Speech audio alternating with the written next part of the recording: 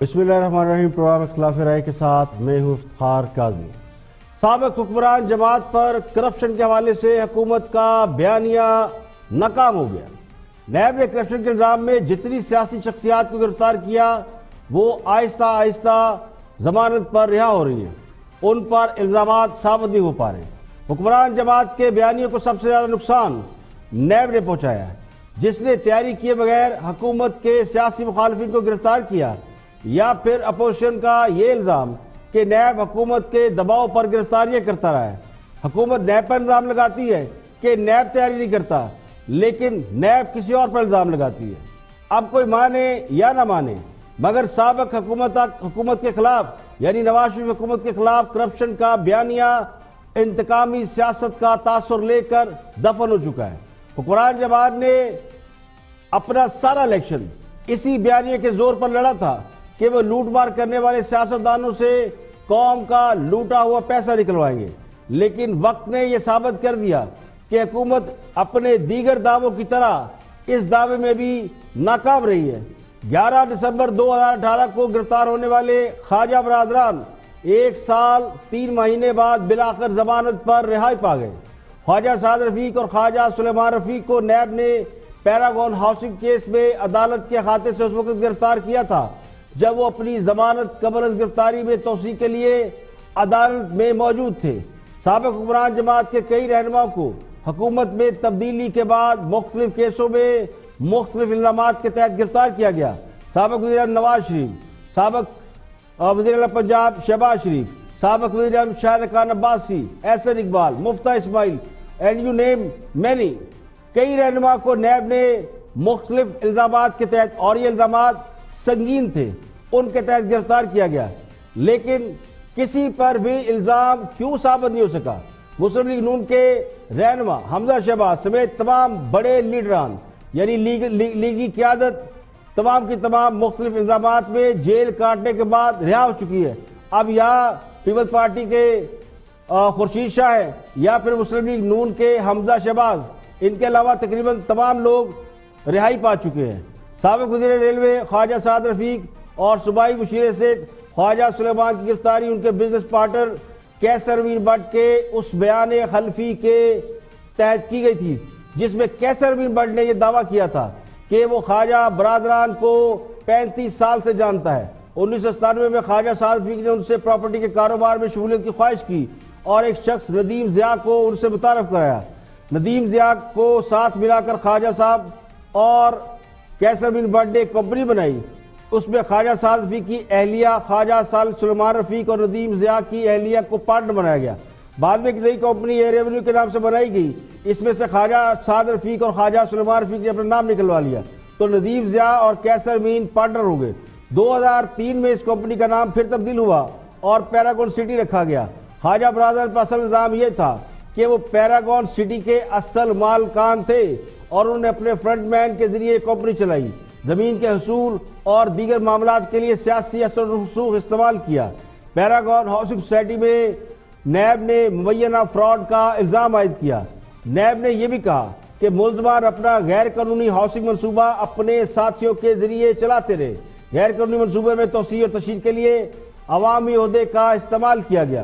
Commercial پلاٹوں کی فروخت سے اربوں روپے حاصل کیے گئے جو اصل میں پیراگون سٹی کی ملکیت نہیں۔ خواجہ سعد رفیق کو جب گرفتار کیا گیا تو اس وقت اپوزیشن لیڈر شہباز شریف آسیانہ ہاؤسنگ اسکیم کے کیس میں نیب کی تحویل میں تھے۔ نیب ذرائع نے اس وقت یہ دعویٰ کیا کہ خواجہ سعد رفیق کی گرفتاری سے سابق وزیر اعلیٰ پنجاب شہباز شریف پر کرپشن کے الزامات کو ثابت کیا جا سکے گا اور انہیں سزا دلائی جا سکے گی۔ اس وقت خواجہ سعد رفیق کو وعدہ معاف گواہ بننے کے لیے مجبور کیا جاتا رہا، ان پر دباؤ ڈالا جاتا رہا تاکہ شہباز شریف کو سزا سنائی جا سکے، لیکن 7 سال کے طویل عرصے میں بھی نیب ایسا کوئی ثبوت نہیں نکال سکی جس سے خواجہ برادران پر کوئی الزام ثابت کیا جا سکے۔ تو حکومت کے سیاسی مخالفین کی عدالتوں سے سال سوا سال میں رہائی کے بعد اس بات کا ثبوت سامنے آ چکا ہے کہ یہ الزامات محض سیاسی نوعیت کے تھے، جن کا مقصد اپنے سیاسی مخالفین کو یا پھر سیاستدانوں کو ذلیل اور رسوا کرنا تھا۔ پروگرام میں اور بھی اہم موضوعات شامل ہیں، دیکھتے ہائی لائٹ۔ اور دوسرا یہ ہے کہ اگر ان کا کوئی صحافت سے متعلق کیس ہے پھر تو ٹھیک ہے، لیکن اگر ان کا کوئی ذاتی کیس ہے اس میں پھر جیو کے یا جنگ کے ملازمین کو انوالو نہیں کرنا چاہیے۔ یہ بڑی آپ نے اہم بات کی ہے۔ دوسری بات یہ ہے یہیں پہ سوال ہے، اور ایک اور بھی یہ پورا میں کر دوں کہ وہ ان کا ذاتی ایشو ہے، بڑی آپ نے اچھی بات کی، آپ تو وکیل بھی ہے، جو پیمرا کا ایشو ہے اس پہ میں بات کر دوں، کیونکہ دیکھیں نا جب آپ یہ بات کر رہی تھی فردوس شیخوان صاحبہ جمعے کے دن، ایک ملک اور نہیں آئین اور قانون کے دائرے میں رہتے ہوئے آرمی چیف کبھی بھی ایسا سٹیپ نہیں اٹھائیں گے۔ نہیں مشورہ سر، مشورہ لے لیں اور مرکزی حکومت اور مشورہ یقیناً جس دن نیشنل سیکیورٹی کی میٹنگ ہوئی تھی جو 3 مہینے بعد ہوئی، اگر یہ بات ہو جاتی اور پرائم منسٹر آف پاکستان فورسی کر رہے ہوتے حالات کو دیں تو کہ میں نے صرف بتانا یہ چاہ رہا تھا کہ $50 ارب امریکہ نے رکھا ہوا ہے، $1.25 خرب یورپ نے اکٹھا کیا ہے، IMF نے آج $1 خرب اکٹھا کیا ہے، چین کے وسائل آپ کے سامنے ہیں، لیکن سب ایک بات کہہ رہے ہیں کہ افراتفری نہیں، احتیاط۔ آپ آ جائیں ہمارے پاکستان پر آ جائیں، پاکستان ہمارے وسائل محدود ہیں، ہیلتھ تعلیم کبھی بھی ہماری ترجیحات میں نہیں رہی، آبادی اتنی ہے بغیر اطلاع دیے، اسی طرح وہاں فلڈ آ گیا ہے مریضوں کا اور مریدوں کا اور زائرین کا، اور وہ یہاں، اور جب آپ کو پتہ ہے کہ وہاں میں خود تفتان گیا ہوا ہوں، تفتان لوگوں کو لگتا ہے کہ پتہ نہیں کوئی کوئٹہ سے باہر ایک جگہ ہے، یہ 13 گھنٹے لگتے ہیں۔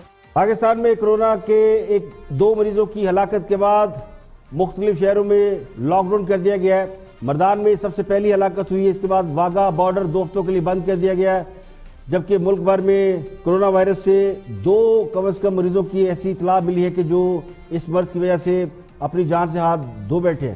خیبر پختونخوا میں کرونا کے مریضوں کی تعداد 32، پنجاب میں 33، بلوچستان میں 23، گلگت بلتستان میں 11، جبکہ آزاد کشمیر میں 1 مریض جو ہے وہ کرونا کا زیر علاج ہے۔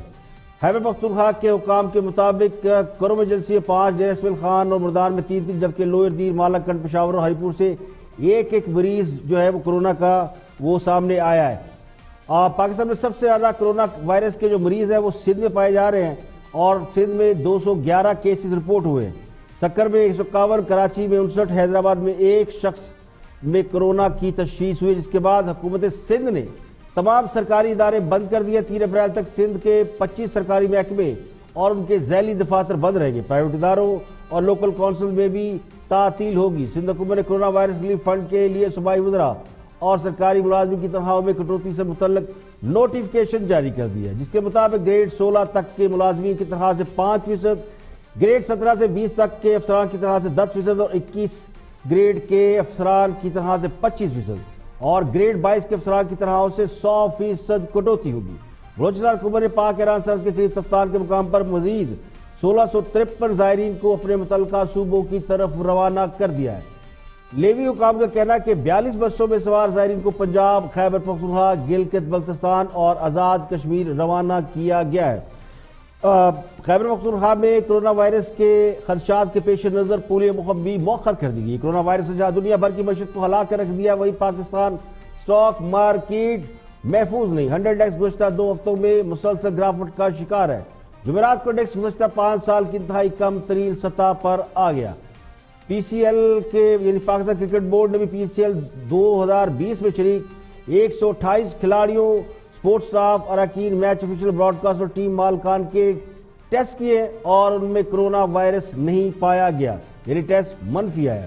پنجاب حکومت نے بھی کرونا وائرس کے خلاف 5 ارب روپے کا فنڈ بنا دیا۔ پنجاب بھر میں سرکاری دفاتر کو انتہائی ضروری عملے تک محدود اور عوام کا داخلہ معطل رکھنے کے حوالے سے نوٹیفکیشن جاری کر دیا گیا ہے۔ اس کے علاوہ محکمہ ٹرانسپورٹ پنجاب نے سندھ جانے والی انٹر سٹی پبلک ٹرانسپورٹ کے آپریشن پر پابندی لگا دی گئی ہے۔ این ڈی ایم نے وزارت خارجہ کو خط لکھ کر کرونا سے نمٹنے کے لیے پاکستانی سفارتی مشن سے بھی مدد مانگ لی ہے۔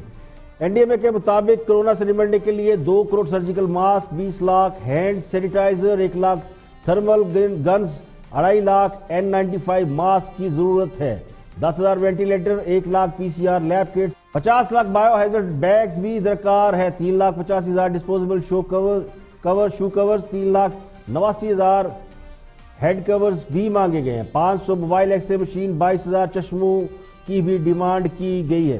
اس کے علاوہ دنیا بھر میں جو کرونا وائرس کے مریضوں کی اطلاعات ہے اس میں 85,000 سے زائد لوگ جو ہیں وہ ریکور بھی ہوئے ہیں چین میں 8 افراد کی موت ہوئی ہے، وہاں پہ ہلاکتوں کی تعداد 3245 ہوئی ہے، لیکن چین میں صورتحال یہ کہ بہت سے ہسپتال اب مریضوں کی عدم دستیابی کی وجہ سے بند کیے جا رہے ہیں، یعنی جو کرنٹائن کے لیے آئسولیشن وارڈ تھے وہ آہستہ آہستہ ڈسپوز آف کیے جا رہے ہیں۔ امریکہ سمیت دنیا کے چند ممالک میں کرونا سے نمٹنے کے حوالے سے یہ اطلاعات ہے کہ انہوں نے ناکافی انتظامات کیے، جس کا امپیکٹ یہ کہ اٹلی، اسپین، فرانس اور برطانیہ میں ایک ہی روز کے دوران 700 سے زائد لوگ ہلاک ہوئے ہیں، اور سب سے زیادہ امریکہ میں ہلاکتوں کی تعداد 155 ہوئی ہے۔ تو ٹرمپ نے امریکی شہریوں کے لیے $100 ارب کے پیکج کا اناؤنس کر دی، دستخط کر دی ہیں۔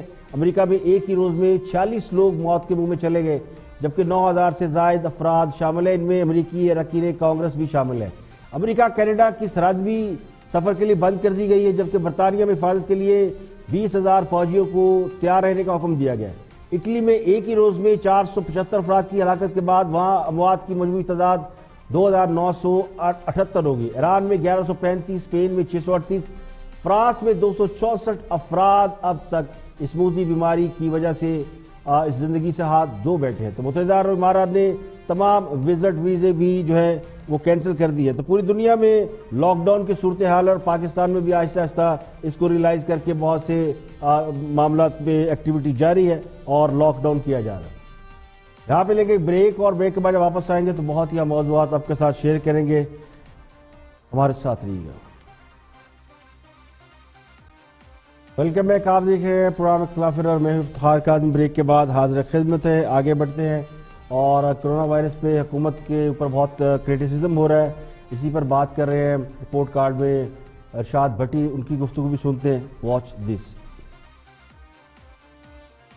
دیں تو کہ میں نے صرف بتانا یہ چاہ رہا تھا کہ $50 ارب امریکہ نے رکھا ہوا ہے، $1.25 کھرب یورپ نے اکٹھا کیا ہے، IMF نے آج $1 کھرب اکٹھا کیا ہے، چین کے وسائل آپ کے سامنے ہیں، لیکن سب ایک بات کہہ رہے ہیں کہ افراتفری نہیں، احتیاط۔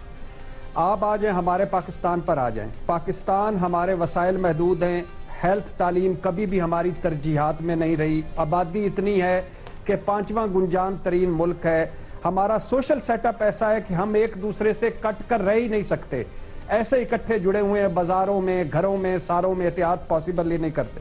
گندگی پھیلانے میں ہم ماہر ہیں، ہسپتال تک گندگی کا ڈھیر ہیں، ہسپتال بیماریوں کے گڑھ ہیں، 81% کو صاف پانی نہیں مل رہا، ہم سال سے ایک جگہ سیلاب آتا ہے اور اسی جگہ مر رہے ہیں، ہم اسی جگہ مر رہے ہیں۔ آپشن رک جائے، 1 منٹ رک جائے، آپشن لے لیتا ہوں، ہم اسی جگہ مر رہے ہیں، پولیوں، ڈینگیوں، سیلابوں، زلزلوں، نالائکیوں، کوڈووں کی حکمرانیاں رہی ہیں اوپر، ان کا رد عمل دیکھ لیں، عوام کی جہالت نیچے دیکھ لیں، ملاوٹ ذخیرہ اندوزی دیکھ لیں، لہٰذا یہ وبا نہیں ہے اور ہمارے حالات کو بالکل ہمارے حالات میں خطرناک ہے، مگر پھر وہی بات کیا گھبرانا نہیں۔ آخری بات آپ کو بتا رہا ہوں، بلا شبہ زائرین کو اجازت نہیں ملنی چاہیے تھی، بلا شبہ توفتان بارڈر پر وہ جو کیمپ بنائے ہوئے ہیں اس سے بہتر تو جانوروں کے کیمپ ہیں، ڈی جی خان میں جو کیمپ بنائے ہوئے اس سے بہتر تو جانوروں کے کیمپ ہیں، جو لاہور کا رد عمل ہے وہ بھی بڑا خطرناک ہے، بلا شبہ حکمرانوں اور قوم کی تیاری بھی ٹھیک نہیں، سوالات ہی سوالات ہیں، مگر حضور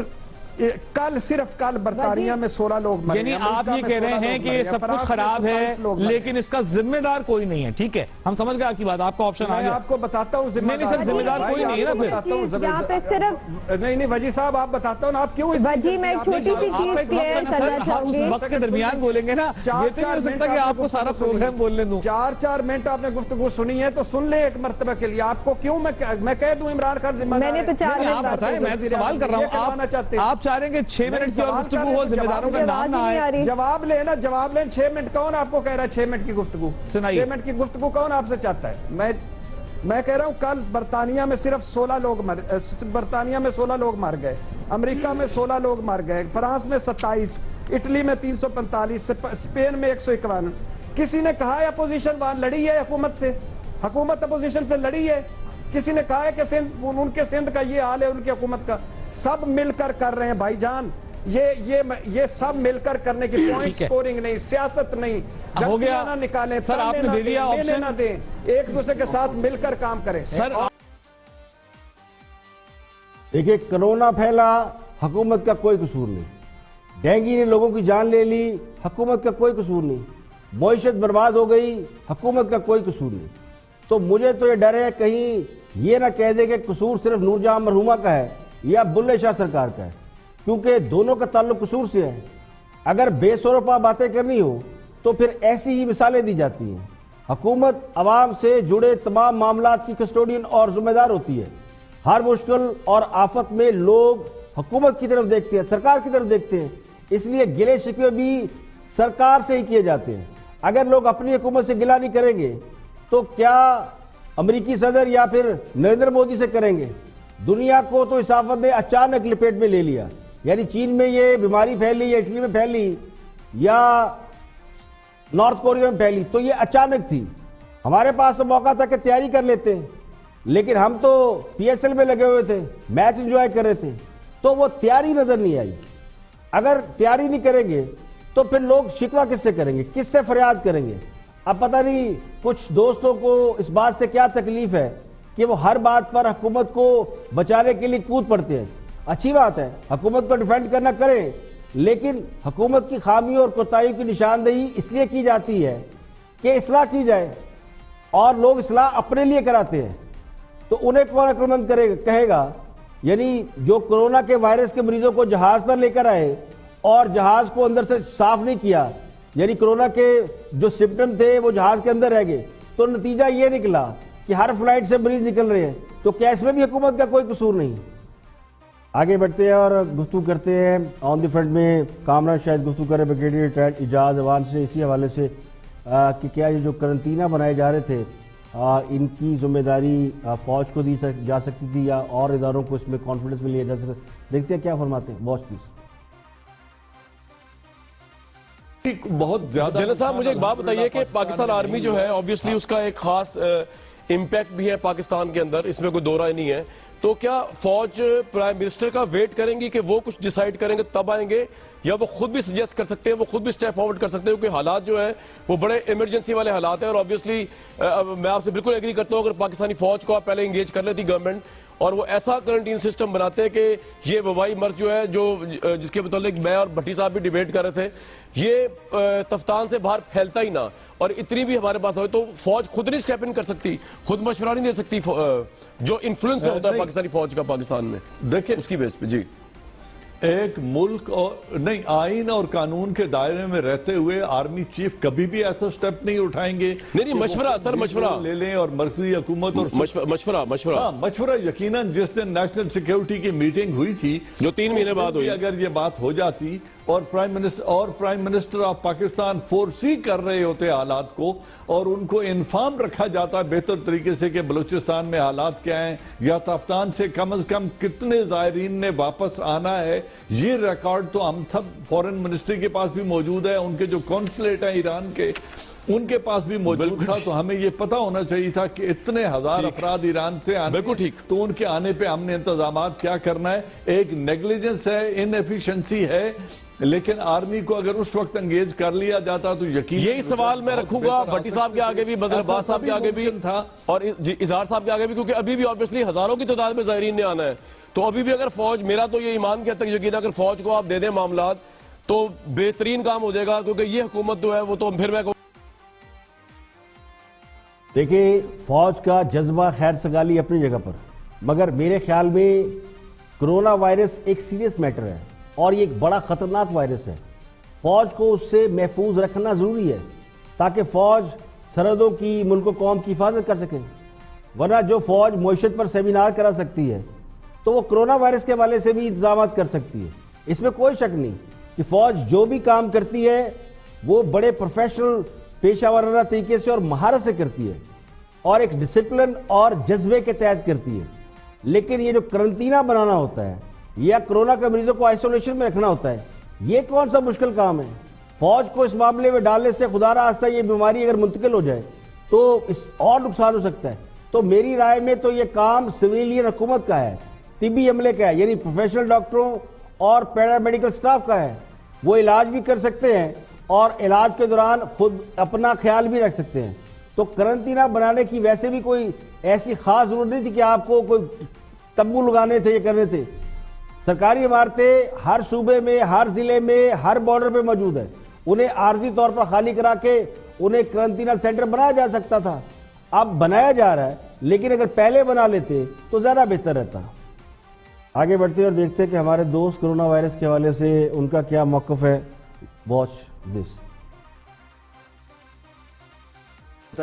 بغیر اطلاع دیے اسی طرح وہاں فلڈ آ گیا ہے مریضوں کا اور مریدوں کا اور زائرین کا، اور وہ یہاں، اور جب آپ کو پتہ ہے کہ وہاں میں خود تفتان گیا ہوا ہوں، تفتان لوگوں کو لگتا ہے کہ پتہ نہیں کوئی کوئٹہ سے باہر ایک جگہ ہے، یہ 13 گھنٹے لگتے ہیں کوئٹہ سے تفتان بارڈر جانا، اور میر جاوا ہے انڈیا کی ایران کی طرف، اور یعنی یہ بات چھوٹی چھوٹی جگہ ہے دو. بھائی آپ وہاں ایک دو ہیلی کاپٹر رکھیں، ادھر سے بندوں کو بٹھائیں، گوادر سے، پشنی سے یا کوئٹے سے، جدھر سے آپ کا دل کرتا ہے ادھر سے ان کو اٹھائیں، اور جدھر جدھر آپ کے پاس مؤثر ارینجمنٹس ہیں وہاں ان کو شفٹ کریں. وہاں ریگستان میں، اور وہاں کا پانی بھی کھارا ہے، یہ بھی آپ کو بتا رہا ہوں، لوگ کوئی آپ کو بات نہیں کر رہے کوئی جی ادھر یہ ہو گیا وہ ہو گیا. بھئی وہاں تو تھا ہی کچھ نہیں. اب مسلح فائل نے جا کے وہاں ٹینٹ شینٹ لگائے ہیں، لیکن ایک حد سے زیادہ وہاں ارینجمنٹ نہیں ہو سکتے، کیونکہ ہزارہ بندے، جیسے آپ نے خود سنا وزیر خارجہ کو، اور میں ضرور کہوں گا کسی کی کوئی نااہلی، ناکامی یا غلطی نہیں ہے کہ سندھ نے بڑا تیر مار لیا اور باقی رو رہے ہیں. پنجاب کے ابھی چیف منسٹر بزدار اور چیف سیکرٹری اعظم سلیمان، وہ بھی ان سے دونوں طرف سے میں نے چیک کیا، وہ کہتا ہے جی جو ہمارے پاس میں ہے اور تمام وسائل ہم نے ڈال دیا، اور کوئی وری نہ کرے. ابھی تک معاملات دیکھیں کرونا وائرس کے حوالے سے سندھ حکومت نے واقعے کو تیر نہیں مارا.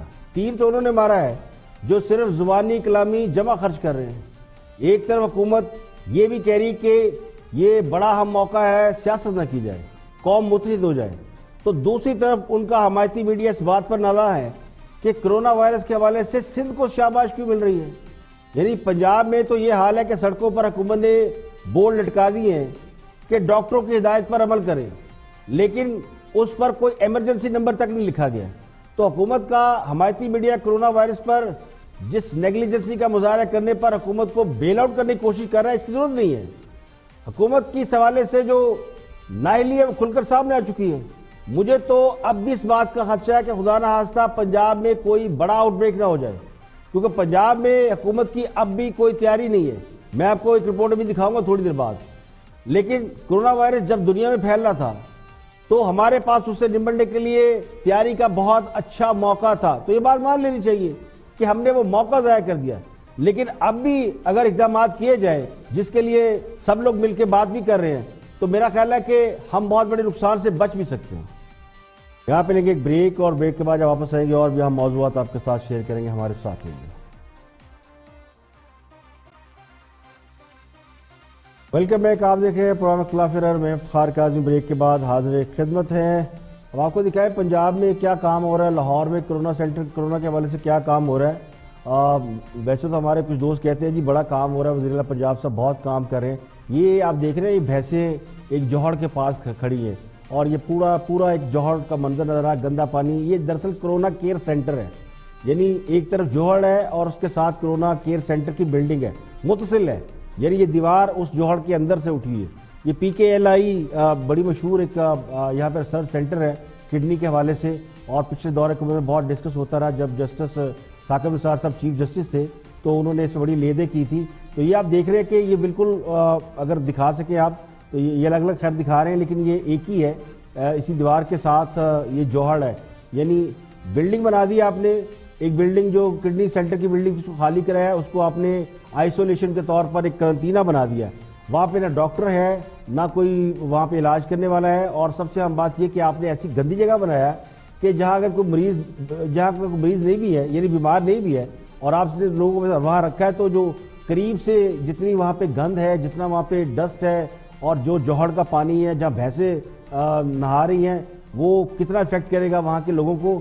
تو یہ بہت بڑا کویشچن مارک ہے. اب میرے پاس یہ بھی اطلاعات ہے کہ گئے تھے وہاں پہ چیف منسٹر صاحب شاید افتتاح کرنے کے لیے یا دورہ کرنے کے لیے، تو انہیں پتہ چلا کہ یہاں پہ تو نہ آدم ہے نہ آدم زاد ہے، تو پھر وہاں سے وہ واپس چلے گئے. لیکن یہ کرونا سینٹر ہے، یہ وہاں پہ جو PKLI کا جو بورڈ لگا ہوا تھا نا، اس کے اوپر کپڑا ڈال دیا گیا کہ یہ کرونا کیئر سینٹر ہے. تو چلیں पूरा हो गया काम और हमारी जिम्मेदारी पूरी होगी और हम यही कुछ कर रहे हैं। कल भी मैंने आपको दिखाया था पूरे मुल्क की सूरत हाल के डेरा गाजी खां में क्या हो रहा है, तफ्तान में क्या है। कल प्राइम मिनिस्टर ने भी इस बात का नोटिस लिया और उन्होंने इस बात पे खासा वो खफा भी हुए कि क्यों हमने उसकी तैयारी नहीं की। उनको तो सारी इतलात है कि हमने बड़ी तैयारी की है और उन्होंने कौम से भी खिताब किया जी कि हम बिल्कुल तैयार है और घबराना नहीं है। और घबराए ना तो क्या करें, आप भैंसों के बगल में कोरोना केयर सेंटर बना देते हैं और फिर हमें कहते हैं जी हमने किया। तो आप अगर दुनिया में देखें कि किस तरह के करंटीना बन रहे हैं और वहाँ क्वारंटाइन कैसे किया जाता है, हमारे यहाँ आपने जो किया है वो सबके सामने, तो इसका भी नोटिस लें। ये खाली जो डंग टपाओ किस्म के इक़दाम होते हैं ना, यानी आनियाँ जानियाँ बढ़ियाँ और करना कराना कुछ नहीं, गिलास तोड़ा 12 नहीं, ये वो सूरत हाल है।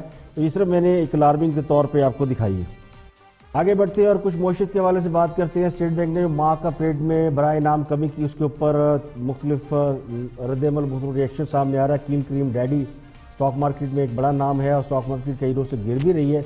वो क्या मुतमईन हुकूमती इक़दामात से, देखते हैं कि वो क्या फरमाते हैं कील क्रीम डैडी। जिस पे सारी यानी कि तवक्कुआत थी, आपने शायद ज़रूरत से ज़्यादा तवक्कुआत रख ली थी।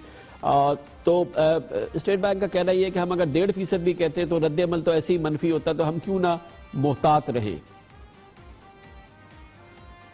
मेरा ख्याल है कामरान भाई, मैं समझता हूं कि जितनी डिसअपॉइंटमेंट मुझे आज हुई है कभी भी नहीं हुई। वो इसलिए हुई है कि हमेशा हमने इनको रिफॉर्म पे सपोर्ट किया, लेकिन आज जो कंडीशन है, आज इनके पास कोई जस्टिफिकेशन नहीं है कि इंटरेस्ट रेट 0.75% नीचे किया जो इन्होंने। मैं ये समझता हूं लोग अभी भी पता नहीं क्यों कह रहे हैं 2-3%, ये कम से कम 1/4 या 1/4 तो मिनिमम इंटरेस्ट रेट कट होना चाहिए, जो 3% से ज्यादा होना चाहिए, कम नहीं होना चाहिए।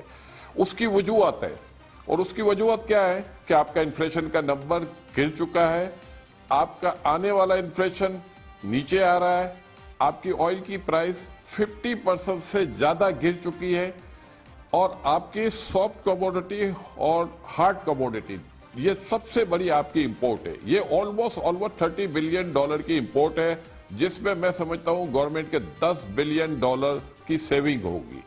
और अगर गवर्नमेंट को ये सारी चीजें नहीं दिख रही, मैं समझता हूं गवर्नमेंट तो कीन थी कि इंटरेस्ट रेट नीचे आए, लेकिन ये सेंट्रल बैंक की मैं समझता हूं कि कोताही है कि ये एक बेनिफिट जो आवाम को वो दे सकते थे वो उन्होंने नहीं दिया। देखिए, आवाम को रिलीफ हुकूमत ने देना होता है, किसी बैंक ने नहीं देना होता।